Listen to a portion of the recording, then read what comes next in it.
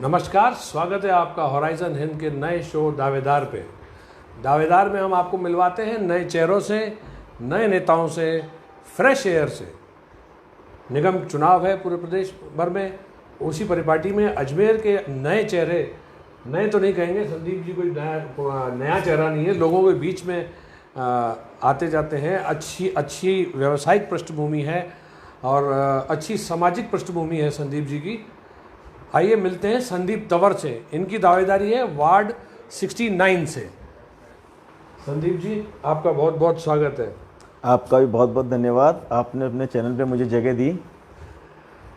अब संदीप जी, आप अपने विषय में थोड़ा दर्शकों को बताइए। आप मतलब रूबरू होइए, लोगों को बताइए कि आप किस वार्ड से चुनाव लड़ना चाहते हैं और क्या परिपाटी है, कैसे। ऐसा है कि चुनाव लड़ना और नहीं लड़ना ये एक अलग विषय है, और जीतना, मैं सिर्फ एक सेवा के माध्यम से आया हूँ और वही चाहता हूँ। क्योंकि जब आप लोगों को पता होगी कि चुनाव की जब लिस्ट आ जाती है तो वहीं से आपके पृष्ठभूमि का बन जाती है। आपको ये पता होना चाहिए कि आपके वार्ड के अंदर कितनी महिलाएं हैं, कितने पुरुष हैं, कितने बच्चे हैं और उनको क्या क्या ज़रूरत है। अब ये तो नहीं है कि वार्ड के अंदर कितने बुजुर्ग हैं कि एक बार आप पार्षद बन गए तो वह आपसे उपेक्षा रखें कि वह आपके पास आएंगे, आपको उसके पास जाना चाहिए। ये मेरी इच्छा है कि मैं ऐसा कुछ करके दिखाऊं कि एक इतिहास बन जाए।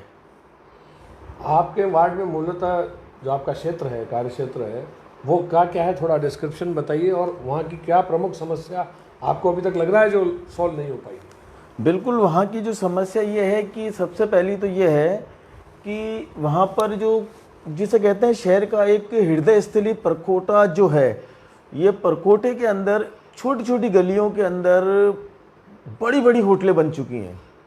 अब उससे समस्या ये आ रही है कि जब सुबह का समय होता है और होटल्स इतने बन चुके हैं, उसके बाद बच्चों के स्कूल का टाइम होता है और रेलगाड़ी आती है। रेलगाड़ी आने के बाद में जैसे ही पैसेंजर यहाँ दरगाह की तरफ कूच करते हैं तो बच्चों का जाना मतलब स्कूल के अंदर लेट होना, डेली डांट खाना करना कि आप लेट क्यों हो गए। लेकिन बच्चे अपनी व्यवस्था किसको बताएं, क्योंकि रोज का हो गया।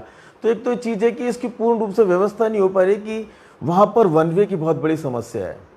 वन वे नहीं होने के कारण बहुत ज़्यादा आम पब्लिक को भी परेशानी है, क्योंकि अगर कोई दुर्घटनावश किसी की अगर स्वास्थ्य खराब हो जाता है, गलियां छोटी हैं, कंजस्टेड हैं, ना तो फायर की गाड़ी आ सकती है ना एम्बुलेंस आ सकती है, तो उसे बहुत दूर करने की मेरी दिली तमन्ना है।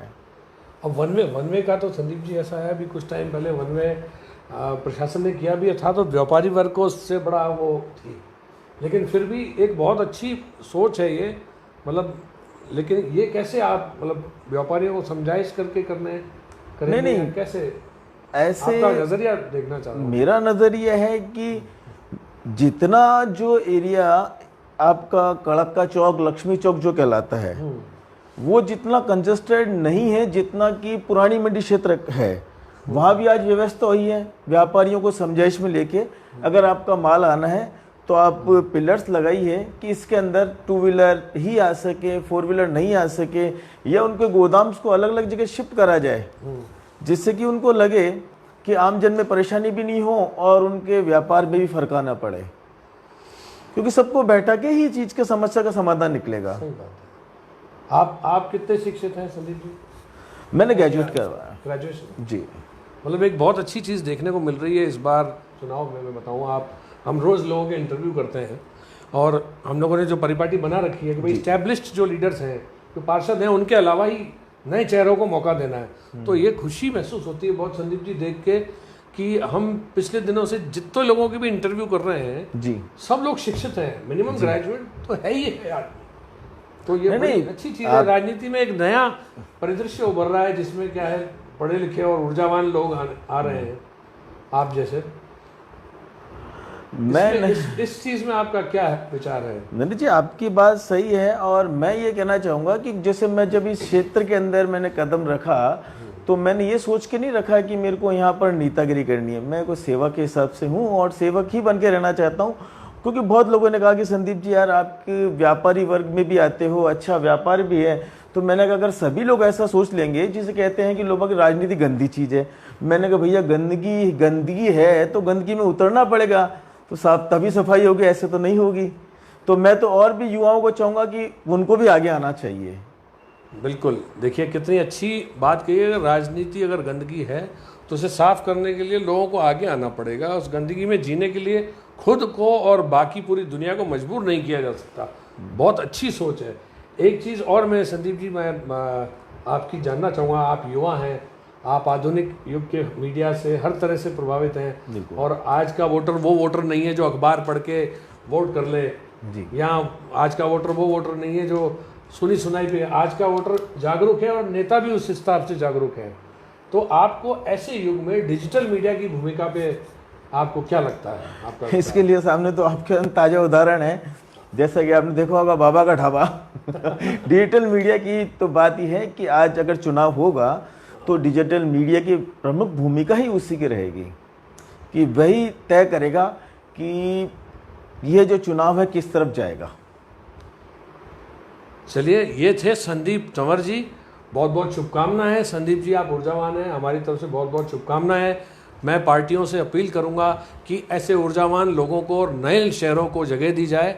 सालों साल चले चलाए चेहरों से अब बात बनने वाली नहीं है, नए लोगों को मौका दिया जाए। आप किस पार्टी से टिकट जो है चाहते हैं? हाँ, मेरी मानसिकता हमेशा शुरू से साफ सुथरी पार्टी से रही है, लेकिन मैंने जहाँ तक अभी ये जब से 5-7 सालों से मैं राजनीति के अंदर सक्रिय रूप से भूमिका में आया हूँ, राजनीति बहुत ही इस तरह की हो चुकी है कि एक नेता जो अच्छे निष्पक्ष रूप से काम कर रहे हैं उसके नाम से लोग रोटियां सेक रहे हैं, वह चीज़ गलत है। मैं चाहता हूँ स्पष्टवादी होना कि जो गलत है वो गलत है और जो सही है वो सही है। अब दूसरे कई जने कहते हैं कि यार संदीप, आप जिस वार्ड से दावेदारी कर रहे हो वह वार्ड 69 सामान्य वार्ड है, तो अब ये जातिवाद का खेल क्यों चलाया जा रहा है? ये तो चुनाव की प्रणाली है, चुनाव आयोग ने तय करी है। अब इसमें मैं उनसे अपील करना चाहूँगा कि आप थोड़ी जाति से दूर निकलिए, आप बणियावाद, ब्राह्मणवाद, इससे दूर निकल के एक अच्छे व्यक्ति को चुनने का ही प्रयास करिए।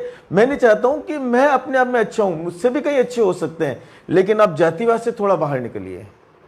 बताइए कितनी स्वच्छ और अच्छी बात है। तो ये एक अपील और संदीप जी के और हमारी होराइजन हिंद टीम की तरफ से कि जातिवाद से हटकर चुनाव का आयोजन किया जाए, चुनाव जातिवाद से ऊपर उठकर कराए जाएं।